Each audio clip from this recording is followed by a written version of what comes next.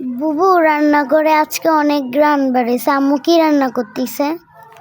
তোমার আম্মু খিচুড়ি রান্না করতেছে। আসলে আমাদের গায়ে বৃষ্টির পানি পড়লে আমাদের মন চাই খিচুড়ি খাই, সেই জন্য আজকে ফান্না খিচুড়ি রান্না করার জন্য বলছি তোমার আম্মুকে। তোমার আম্মু আজকে ফান্না খিচুড়ি রান্না করে। ফান্না খিচুড়ি তো আমাদের পছন্দ, শুকনা খিচুড়ি করে না, ওগুলা তো আমার ভালো লাগে না, সেই জন্য আজকে তোমার আম্মুকে বলছি ফান্না খিচুড়ি করার জন্য। ফান্না খিচুড়ি করতেছি। আসলে অনেক দিন ধরে বৃষ্টিও হয় না আর খিচুড়িও খাওয়া হয় না।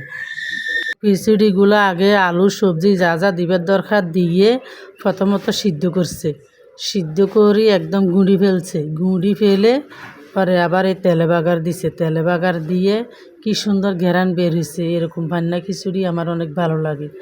আমি শুকনা খিচুড়ি রান্না করলে খেতে পারি না, সেই জন্য আজকে পান্না খিচুড়ি রান্না করতেছে। খিচুড়িগুলো এরকম মানে একটু ইয়া হইলে, জল জল হইলে ভালো লাগে আমার। আর শুকনা খিচুড়ি আমার খেতেও মন চায় না। আর আমি এমনিতে খিচুড়ি পছন্দ করি কম, কিন্তু আজকের খিচুড়িটা আমার বৌমা রান্না করছে যে অসাধারণ মজা হয়েছে, অসাধারণ মজা।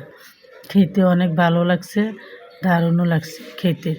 সবাই তো এরকম পছন্দ করে। তো সবার আগে খিচুড়ি হয়ে গেছে, প্রথমত আমি এখন খিচুড়িগুলা খাবো নিতেছি।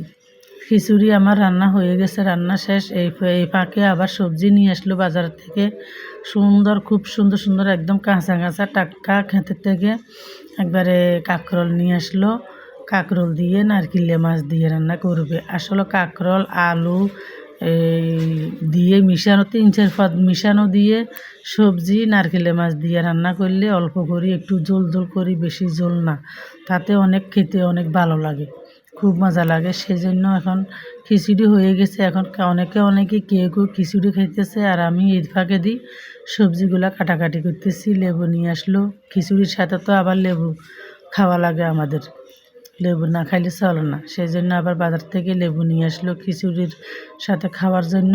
তো আমার কুড়া কাটা হয়ে গেছে, হওয়ার শেষে হয়ে গেছে। কাঁকরোলগুলা লম্বা লম্বা করে কুটি দিতেছি আমি।